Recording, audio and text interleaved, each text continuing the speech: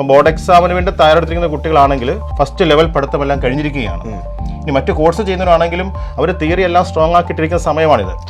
ഇനി അവർക്ക് ക്വസ്റ്റ്യൻസ് ചെയ്ത് എക്സാം എഴുതി പ്രാക്ടീസ് ആവേണ്ട വലിയൊരു ഡ്യൂറേഷൻ ഇനിയുള്ളത്. അതിനാണ് നമ്മുടെ മുമ്പിൽ ഇനി 4 മാസക്കാലം നീണ്ടു നിവർന്ന് കിടക്കുക. നമ്മുടെ ഒരു എക്സാം സിസ്റ്റത്തിന് വലിയ പ്രസക്തിയുണ്ട്. ഇന്ത്യയിലെ തന്നെ പ്രഗത്ഭരായ അധ്യാപകർ തയ്യാറാക്കുന്ന ക്വസ്റ്റ്യൻസ് ആണ് നമ്മളിവിടെ എക്സാമിൽ ഇടുന്നത്. അപ്പോൾ അതുകൊണ്ട് തന്നെ കുട്ടികൾക്ക് നീറ്റിൻ്റെ അതേ നിലവാരത്തിലുള്ള ക്വസ്റ്റ്യൻസ് കൊടുക്കാൻ നമുക്ക് സാധിക്കുന്നുണ്ട്. അപ്പോൾ ഏത് രീതിയിലുള്ള ക്വസ്റ്റ്യൻസ് വന്നാലും അവിടെ എനിക്ക് എങ്ങനെ പെർഫോം ചെയ്യാൻ പറ്റും എന്നൊരു കുട്ടി കൃത്യമായിട്ട് മനസ്സിലാക്കി പഠിച്ച് വിജയത്തിലേക്ക് കൊണ്ടുവരുന്നത് ഇങ്ങനെയുള്ള ഓൾ യൂണിറ്റ് എക്സാമിൽ കൃത്യമായിട്ട് എഴുതുമ്പോഴാണ്.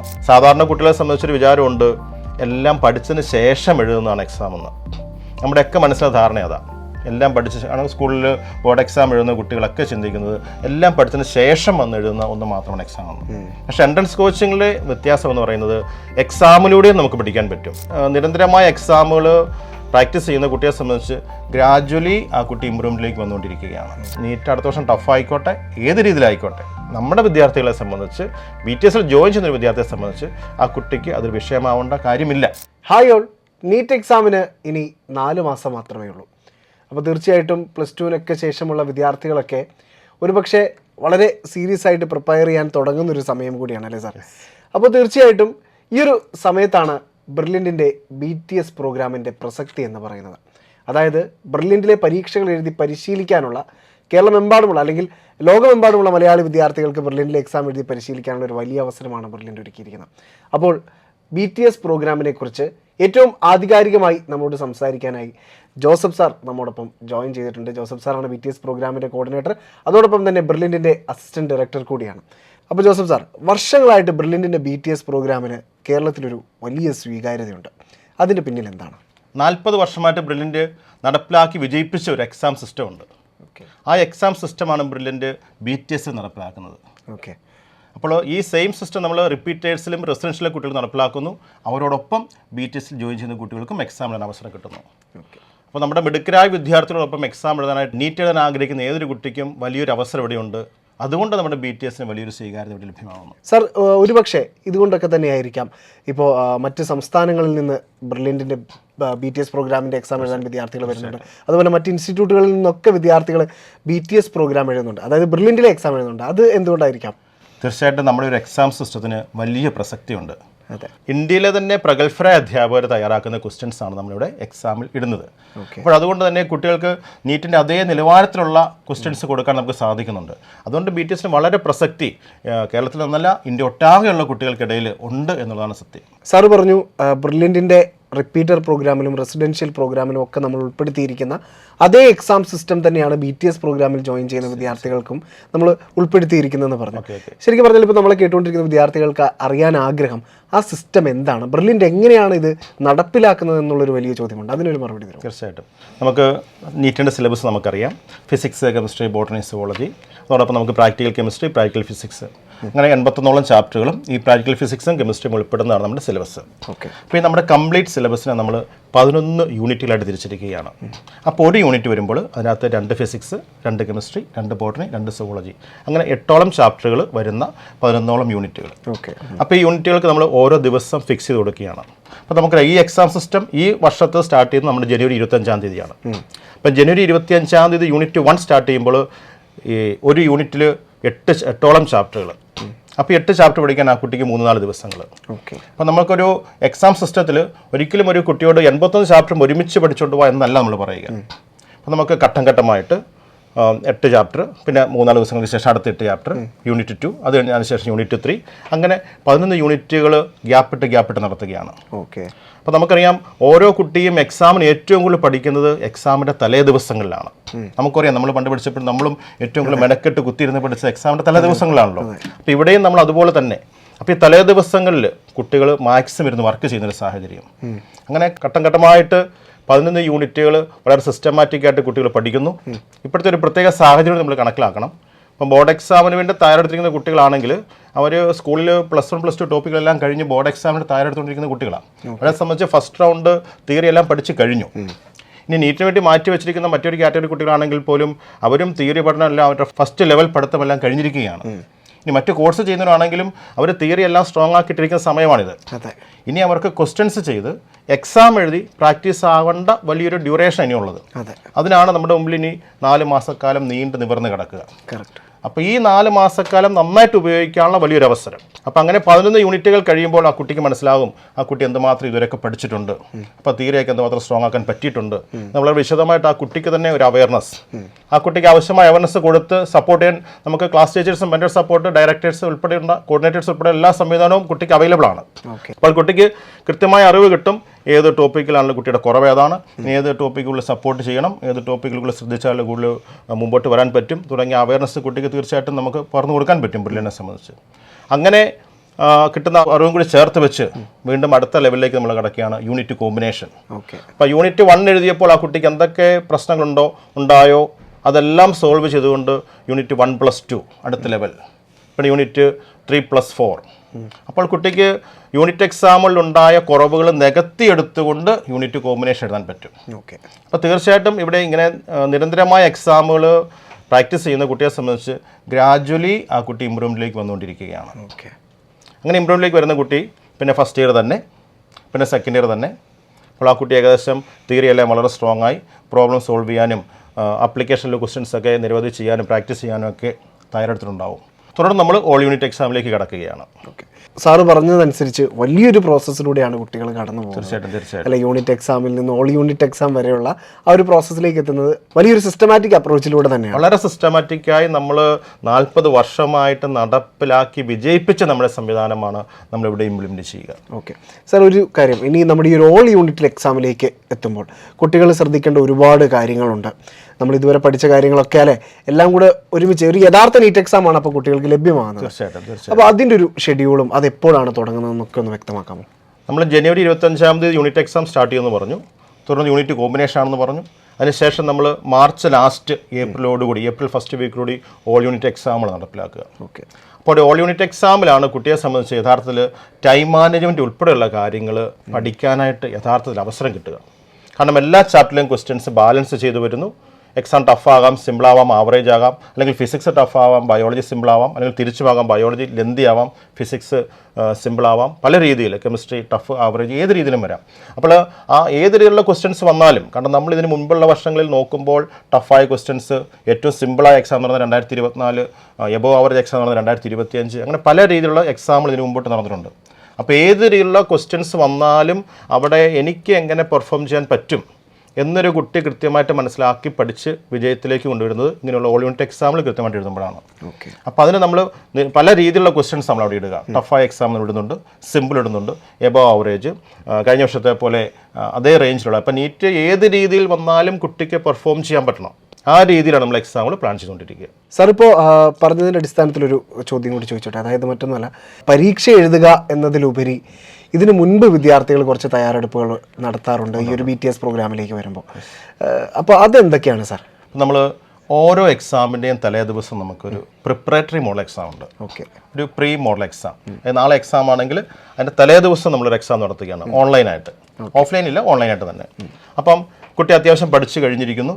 അപ്പം ഇനി എന്തൊക്കെ ശ്രദ്ധിക്കാനുണ്ട്, നാളത്തെ എക്സാമിന് വേണ്ടി എല്ലാ ഭാഗവും കവർ ചെയ്യപ്പെട്ടോ എന്നൊന്ന് കുട്ടിക്കൊരു അവയർനെസ് കിട്ടാൻ വേണ്ടി നമ്മളൊരു എക്സാം നടത്തുന്നു. അപ്പോൾ കുട്ടി ആ എക്സാം എഴുതുമ്പോൾ കുട്ടിക്ക് അത്രയും, അപ്പോൾ 8 ചാപ്റ്ററിലാണല്ലോ യൂണിറ്റ് എക്സാം വരിക. അപ്പോൾ 8 ചാപ്റ്ററിലൂടെയും ഈ 3 മണിക്കൂർ സമയം കൊണ്ട് 8 ചാപ്റ്ററിലൂടെയും കടന്നു പോവുകയാണ്.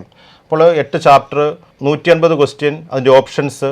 അപ്പോൾ ഈ 150 ക്വസ്റ്റ്യനും അതിൻ്റെ ഓപ്ഷൻസ് 4 വരുമ്പോൾ 8 ചാപ്റ്ററിൻ്റെയും ഏതെങ്കിലുമൊക്കെ ഭാഗങ്ങളോട് ഇത് ടച്ച് ചെയ്ത് പോകുന്നുണ്ടാവും. അപ്പോൾ ഏതെങ്കിലുമൊക്കെ ഭാഗങ്ങൾ കുട്ടിക്ക് പഠിച്ചപ്പോൾ മിസ്സായി പോയിട്ടുണ്ടെങ്കിൽ അത് മെമ്മറിയിൽ കൊണ്ടുവരാൻ അതൊരു അവസരമായി മാറും. അപ്പോൾ പ്രീ മോഡൽ എക്സാം കുട്ടിയെ സംബന്ധിച്ച് എന്തുകൊണ്ടും വളരെ ഉപകാരപ്പെടുന്ന ഒന്നാണ്. സാധാരണ കുട്ടികളെ സംബന്ധിച്ചൊരു വിചാരമുണ്ട്, എല്ലാം പഠിച്ചതിന് ശേഷം എഴുതുന്നതാണ് എക്സാം എന്ന്. നമ്മുടെയൊക്കെ മനസ്സിലെ ധാരണ അതാണ്. എല്ലാം പഠിച്ച സ്കൂളിൽ ബോർഡ് എക്സാം എഴുതുന്ന കുട്ടികളൊക്കെ ചിന്തിക്കുന്നത് എല്ലാം പഠിച്ചതിന് ശേഷം വന്ന് എഴുതുന്ന ഒന്ന് മാത്രമാണ് എക്സാം എന്ന്. പക്ഷേ എൻട്രൻസ് കോച്ചിങ്ങിലെ വ്യത്യാസം എന്ന് പറയുന്നത് എക്സാമിലൂടെയും നമുക്ക് പഠിക്കാൻ പറ്റും.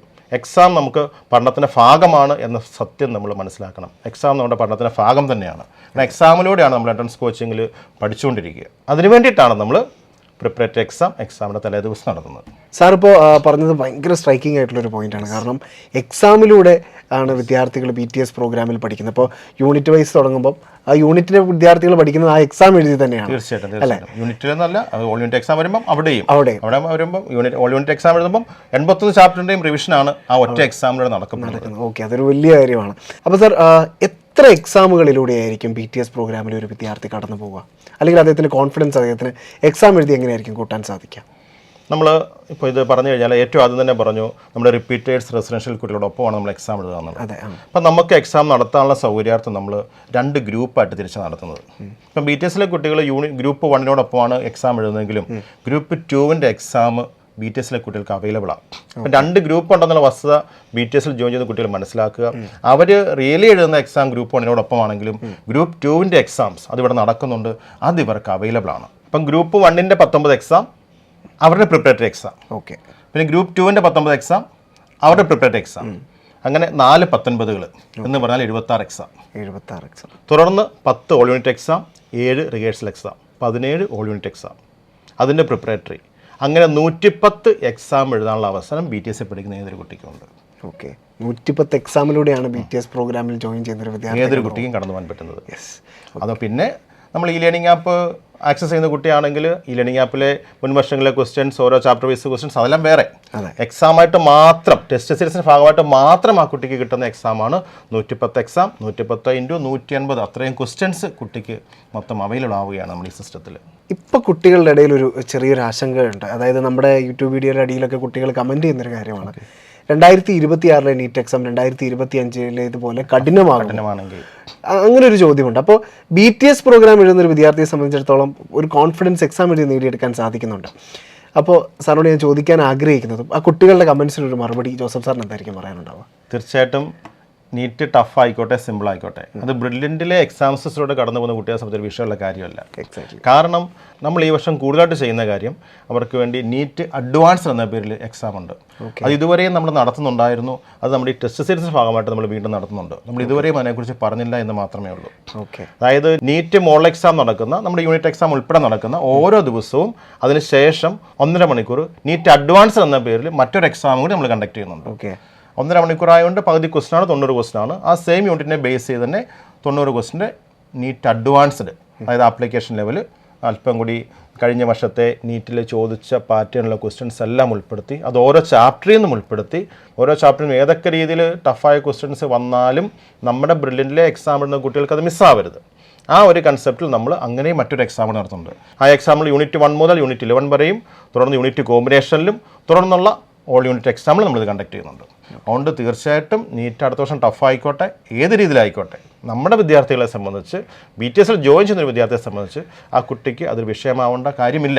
നമ്മൾ പറയുന്നത് കൃത്യമായിട്ട് ഫോളോ ചെയ്യുന്നൊരു കുട്ടിയാണെങ്കിൽ, നമ്മുടെ സിസ്റ്റത്തിലൂടെ കടന്നു പോകുന്നൊരു കുട്ടിയാണെങ്കിൽ ആ കുട്ടിയെ സംബന്ധിച്ച് ഈസി ആയിട്ട് മാനേജ് ചെയ്യാവുന്ന കാര്യമേ ഉള്ളൂ. സാർ, ഒരു ചോദ്യം അത് BTS പ്രോഗ്രാമിൻ്റെ അടിസ്ഥാനപ്പെടുത്തി ചോദിക്കുകയാണ്.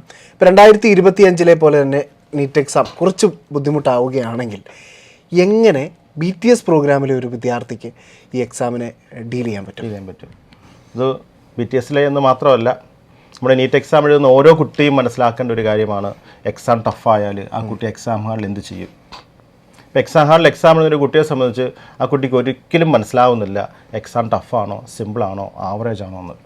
കാരണം നമ്മളതിനെ ഇടയ്ക്ക് വെച്ച് പറഞ്ഞു, ഫിസിക്സ് ടഫാണെങ്കിൽ ചിലപ്പോൾ ബയോളജി സിമ്പിളാവാം, ബയോളജി ലെന്തി ആണെങ്കിൽ ചിലപ്പോൾ സിമ്പിൾ കാൽക്കുലേഷൻ ആയിരിക്കാം ഫിസിക്സിൽ. ഇതൊക്കെ 2022-ലും 2023-ലും ഇതൊക്കെ ഓരോ വർഷം മാറിയും തിരിഞ്ഞും ഒക്കെ വന്നിട്ടുണ്ട്. 24-ൽ എല്ലാം സിമ്പിളായിരുന്നു, 25-ൽ എല്ലാം ടഫായിരുന്നു.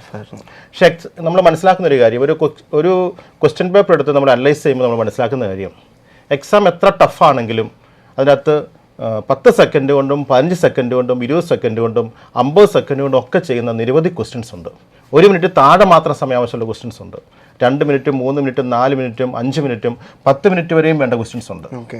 അപ്പോൾ ഒരു കുട്ടിയെ സംബന്ധിച്ച് സാധാരണ നമ്മൾ പറയാറുണ്ട്, ബയോളജി ആദ്യം ചെയ്യുക, കെമിസ്ട്രി ആദ്യം ചെയ്യുക, രണ്ടാമത് ചെയ്യുക, ഫിസിക്സ് മൂന്നാമത് ചെയ്യുക. ഇതൊക്കെ കുട്ടിയുടെ സൗകര്യമാണ്, നമ്മൾ ഓരോ കാര്യങ്ങൾ പറയുന്നതേ ഉള്ളൂ. കുട്ടിക്ക് ഏത് സബ്ജക്റ്റാണോ എളുപ്പം ആ സബ്ജക്റ്റ് കുട്ടി ആദ്യം ചെയ്യുക എന്നതിൻ്റെ മിനിമമുള്ളൂ. ബയോളജി കൂടുതൽ ആൾക്കാർക്ക് എളുപ്പമായതുകൊണ്ട് ബയോളജി ആദ്യം ചെയ്യാൻ നമ്മൾ പറയുന്നു. ഫിസിക്സ് ആണ് കുട്ടിക്ക് കംഫർട്ടബിൾ എങ്കിൽ ഫിസിക്സ് ആദ്യം ചെയ്യൂ എന്ന് തന്നെ നമ്മൾ പറയുക എപ്പോഴും അവരോട്. അപ്പോൾ ഈ സബ്ജക്റ്റിലെല്ലാം സിമ്പിളായ ക്വസ്റ്റ്യൻസ് ഉണ്ടാവും. ഈ സിമ്പിളായ ക്വസ്റ്റ്യൻസ് ആദ്യം ചെയ്തു പോവുക എന്നുള്ളതാണ് എൻ്റെ ഏറ്റവും നല്ല മെത്തേഡ്. ഓക്കെ. ടഫ് ക്വസ്റ്റ്യനായിട്ട് ആദ്യം പിടിച്ച് നമ്മുടെ സമയം കളഞ്ഞ് നമ്മൾ അവസാനം നമ്മൾ എത്തുമ്പോഴത്തേക്കും സിമ്പിളായ ക്വസ്റ്റ്യൻസ് നമുക്ക് വായിക്കാൻ പോലും പറ്റാത്ത സാഹചര്യം ഉണ്ടാവും. ആ സാഹചര്യം നമ്മൾ ഒരിക്കലും എക്സാം ഹാളിൽ ക്രിയേറ്റ് ചെയ്യരുത്. അറിയാമായിരുന്നിട്ടും ചെയ്യാൻ പറ്റാത്ത, അറിയാമായിട്ടും വായിച്ചെത്താൻ പോലും പറ്റാത്ത കുട്ടികൾ എക്സാം കഴിയുമ്പോൾ സങ്കടം. അത് ടൈം മാനേജ്മെൻറ്റ്, കാൽക്കുലേഷൻ മിനിമം ഇതുപോലും ഇല്ലാത്ത കുട്ടികളെ സംബന്ധിച്ച് അങ്ങനെ സംഭവിക്കുക. അതായത് നമുക്ക് അറിയാവുന്ന ക്വസ്റ്റ്യൻസ് അറിയാവുന്നതാണെങ്കിൽ, വായിക്കാൻ പറ്റുന്നതാണെങ്കിൽ നമ്മൾ ചെയ്തിരിക്കണം, ബബിൾ ചെയ്തിരിക്കണം. നമ്മൾ പഠിച്ചിട്ടുണ്ടോ, നമുക്കറിയാവോ, നമ്മൾ ബബിൾ ചെയ്ത് എക്സാമിൽ OMR ഷീറ്റിൽ എത്തിച്ചിരിക്കണം. അതാണ് നമ്മുടെ വിജയം. അപ്പോൾ ടഫായ ക്വസ്റ്റ്യൻസ്, ലെന്തിയായ ക്വസ്റ്റ്യൻസ്, കൺഫ്യൂഷൻ ഉള്ളത്, കാൽക്കുലേഷൻസ് കൂടുതലുള്ളത്, ഇങ്ങനെയുള്ള ക്വസ്റ്റ്യൻസ് ആദ്യമേ ഫസ്റ്റ് റൗണ്ട് നമ്മൾ അങ്ങ് സ്കിപ്പ് ചെയ്ത് പോവുക, ഒന്ന് വട്ടമായിട്ട് മാറ്റി വെച്ചേക്കണം. സെക്കൻഡ് റൗണ്ടിലോ തേർഡ് റൗണ്ടിലോ നമുക്കത് ചെയ്യാം. അപ്പോൾ സിമ്പിൾ ആയതിൻ്റെ എല്ലാം മാർക്ക് നമുക്ക് കിട്ടും. ഇപ്പോൾ കുറഞ്ഞ സമയം കൊണ്ട് കൂടുതൽ ക്വസ്റ്റ്യൻസ് നമുക്ക് അറ്റൻഡ് ചെയ്യാൻ പറ്റിയാൽ ആ ഒരു സാഹചര്യമാണ് ഒരു കുട്ടി എക്സാമിൽ ക്രിയേറ്റ് ചെയ്യേണ്ടത്. അപ്പോൾ നമുക്ക് കൂടുതൽ ക്വസ്റ്റ്യൻസ് ആൻസർ ചെയ്യാൻ പറ്റും. ഇപ്പോൾ കഴിഞ്ഞ എക്സാമിൽ വിജയിച്ച കുട്ടികൾ ഇതാ ചെയ്തത്. ഇനി ഒരു കുട്ടിക്ക് കിട്ടുന്ന വേർഷനിൽ ഒരു പക്ഷേ ആദ്യം ടഫായ ക്വസ്റ്റ്യൻസ് ആയിരിക്കും ആദ്യം, മറ്റൊരു കുട്ടിക്ക് കിട്ടുന്ന വേർഷനിൽ സിമ്പിൾ ക്വസ്റ്റ്യൻസ് ആയിരിക്കും രണ്ടാമത് വരുന്നത്. ആ സാഹചര്യം നമ്മൾ മനസ്സിലാക്കണം. നമ്മൾ എപ്പോഴും നമ്മളെ കൊണ്ട് പറ്റുന്നത് എന്തുണ്ടോ, കാരണം ഡെയിലി 10-13 മണിക്കൂർ പഠിക്കുന്നൊരു വിദ്യാർത്ഥി ഇത്രയും സിസ്റ്റമാറ്റിക്കായ ഒരു എക്സാം പാറ്റേണിലൂടെ സിസ്റ്റത്തിലൂടെ കടന്നു പോകുന്ന കുട്ടിയെ സംബന്ധിച്ച് ആ കുട്ടിക്ക് എഴുതാനുള്ള ക്വസ്റ്റ്യൻസ് തീർച്ചയായിട്ടും കിട്ടിയിരിക്കും. അതെ. അപ്പോൾ എക്സാം ടഫാണെങ്കിൽ മറ്റൊരു കാര്യം ഒരു കുട്ടി മനസ്സിലാക്കണം, എൻ്റെ കട്ട് ഓഫ് തീർച്ചയായിട്ടും താന്നിരിക്കും.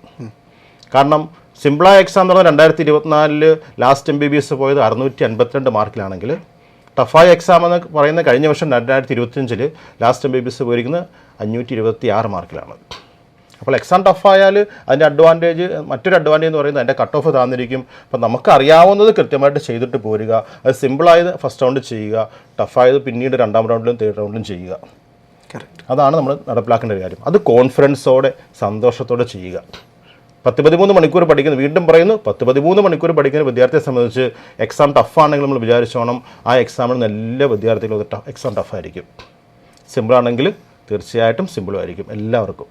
സാർ, ഇപ്പോൾ BTS കുറിച്ച് വളരെ ക്ലിയർ ആയിട്ടാണ് സാറ് പറഞ്ഞത്. ഇപ്പോൾ 2026 നീറ്റ് എഴുതാൻ ആഗ്രഹിക്കുന്ന ഓരോ കുട്ടിയുടെയും പെർസ്പെക്റ്റീവിൽ നിന്നുകൊണ്ടാണ് സാർ നമുക്ക് ഇത്ര നേരം മറുപടി തന്നത്. അപ്പോൾ ഇനി BTS ജോയിൻ ചെയ്യാൻ ആഗ്രഹിക്കുന്ന ഒരു വിദ്യാർത്ഥിയെ സംബന്ധിച്ചിടത്തോളം നമുക്ക് ബുധനാഴ്ചകളിലും ഞായറാഴ്ചകളിലും ഒക്കെയാണ് നമ്മുടെ എക്സാമുകൾ നടത്തപ്പെടുന്നത്. അപ്പോൾ കേരളത്തിലൊക്കെ വിവിധ സെൻറ്ററുകൾ നമ്മൾ അതിനായിട്ട് ഒരുക്കിയിട്ടുണ്ട്. അപ്പോൾ ഈ മറ്റ് സംസ്ഥാനത്തുള്ള വിദ്യാർത്ഥികൾക്കും കേരളത്തിലുള്ള കുട്ടികൾക്കും ഒക്കെ ഇപ്പോൾ എങ്ങനെയാണ് ഈ ഒരു എക്സാമിൻ്റെ ഭാഗമാകാൻ സാധിക്കുക? കേരളത്തിലുള്ള വിദ്യാർത്ഥികളെ സംബന്ധിച്ച് നമ്മുടെ എല്ലാ ജില്ലകളിലും നമ്മുടെ റിപ്പീറ്റർ സെൻ്റർ ഉൾപ്പെടെ 35ഓളം സെൻ്ററുണ്ട്.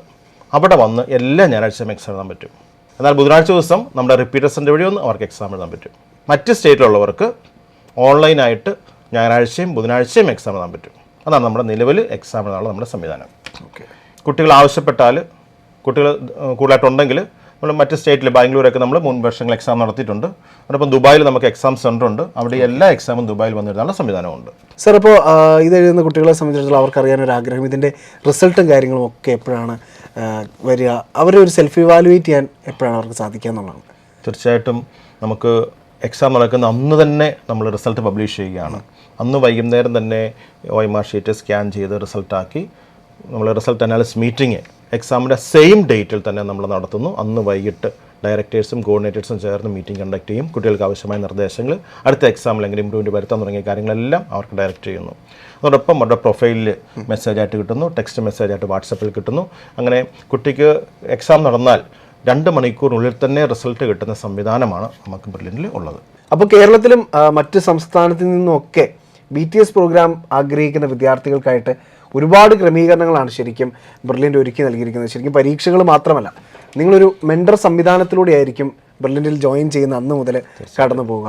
അതുപോലെ തന്നെ ലേണിംഗ് ആപ്പ് നമുക്കറിയാം, 4.9 റേറ്റിംഗ് ഉള്ള ലേണിംഗ് ആപ്പാണ്. നമുക്കറിയാം കഴിഞ്ഞ വർഷങ്ങളിലൊക്കെ ഒരുപാട് വിദ്യാർത്ഥികൾക്ക് ഏറ്റവും അധികം ഉപകാരപ്രദമായിരുന്നു ബ്രില്യൻറ്റിൻ്റെ ലേണിംഗ് ആപ്പ് എന്ന് ഒരുപാട് പേര് അഭിപ്രായപ്പെട്ടിട്ടുണ്ട്. കാരണം അത്രമാത്രം കാര്യങ്ങൾ അതിനുള്ളിൽ ക്രമീകരിച്ചിട്ടുണ്ട് എന്നുള്ളതാണ്. പരീക്ഷകളാവട്ടെ, ക്ലാസ്സുകൾ, കാരണം ഇപ്പോൾ ലേണിംഗ് ആപ്പ് എടുക്കുന്ന കുട്ടികളെ സംബന്ധിച്ച് കംപ്ലീറ്റ് ക്ലാസ്സുകൾ കിട്ടുക. അപ്പോൾ ഫുൾ ക്ലാസ് കാണണമെന്നല്ല നമ്മൾ ആവശ്യപ്പെടുന്നത്. അവർക്ക് ഡൗട്ട് ആവശ്യമുള്ള ക്ലാസ്, ഡൗട്ട് തോന്നുന്ന പോർഷൻ സെലക്ട് ചെയ്ത് കാണാനുള്ള അവസരം, പിന്നെ എക്സാമിൻ്റെ വീഡിയോ സൊല്യൂഷൻ, അങ്ങനെ അവർ കുട്ടിക്ക് എന്താണോ വേണ്ടത് അത്. ഇപ്പം ഒരു ചാപ്റ്ററിലെ ടഫായ എക്സാം വേണം ചെയ്യണമെന്നൊരു ആഗ്രഹം, അല്ലെങ്കിൽ ആവറേജ് എക്സാം വേണമെന്ന് കുട്ടിക്കൊരു ആഗ്രഹം, അപ്പോൾ ആ എക്സാം കസ്റ്റമൈസ് ചെയ്ത് കാണാനുള്ള അവസരം.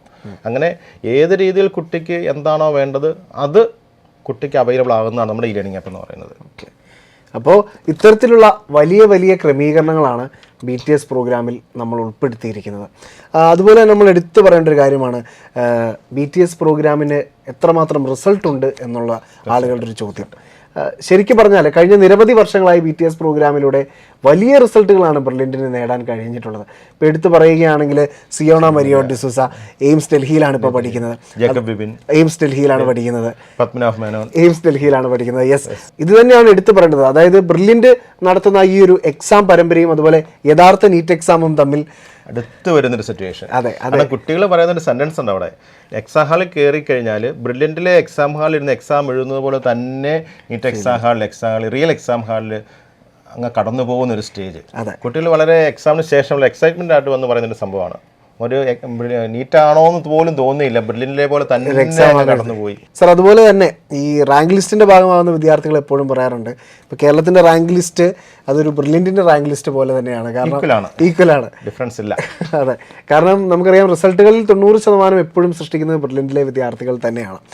അപ്പോൾ ഇനി 2026 നമ്മൾ കടക്കുമ്പോൾ BTSന് വലിയ വലിയ ക്രമീകരണങ്ങളാണ് ഒരുക്കിയിരിക്കുന്നത്. ജോസഫ് സാർ എടുത്തു പറഞ്ഞു, നീറ്റ് അഡ്വാൻസ്ഡ് ലെവൽ എന്ന് പറഞ്ഞ് ഒരു സ്പെഷ്യൽ എക്സാം തന്നെ വിദ്യാർത്ഥികൾക്കായിട്ട് ഒരുക്കിയിട്ടുണ്ട്. അപ്പോൾ അതൊക്കെ എന്ന് പറയുന്നത് കേരളമെമ്പാടുമുള്ള വിദ്യാർത്ഥികളുടെ കോൺഫിഡൻസ് വർദ്ധിപ്പിക്കാൻ വേണ്ടി ബ്രില്യൻറ്റ് ക്രമീകരിച്ചിരിക്കുന്ന ഒരു സ്പെഷ്യൽ ഫെസിലിറ്റി തന്നെയാണ്. അപ്പോൾ ഇതിലൂടെയൊക്കെ കടന്നു പോകുന്നൊരു വിദ്യാർത്ഥിയെ സംബന്ധിച്ചിടത്തോളം വിജയം എന്നത് സുനിശ്ചിതമാണ്. 2026 BTS പ്രോഗ്രാമിൻ്റെ ഭാഗമാകാൻ ആഗ്രഹിക്കുന്ന വിദ്യാർത്ഥികളെല്ലാവരും ഇപ്പോൾ തന്നെ brilliantpala.org എന്ന് പറയുന്ന നമ്മുടെ സൈറ്റിൽ പ്രവേശിച്ച് BTS പ്രോഗ്രാം സെലക്ട് ചെയ്യുക. എന്തെങ്കിലും സംശയമുണ്ടെങ്കിൽ ഈ കാണുന്ന നമ്പറുകളിൽ നിങ്ങൾക്ക് ഇപ്പോൾ തന്നെ ബന്ധപ്പെടാവുന്നതാണ്. സോ 2026 നിങ്ങളുടെ പ്രിപ്പറേഷൻസ് ഗംഭീരമായി നടക്കട്ടെ. എല്ലാവിധ ആശംസകളും നേരുന്നു. All the best. Brilliant Study Center, India's #1 coaching center for NEET and JEE.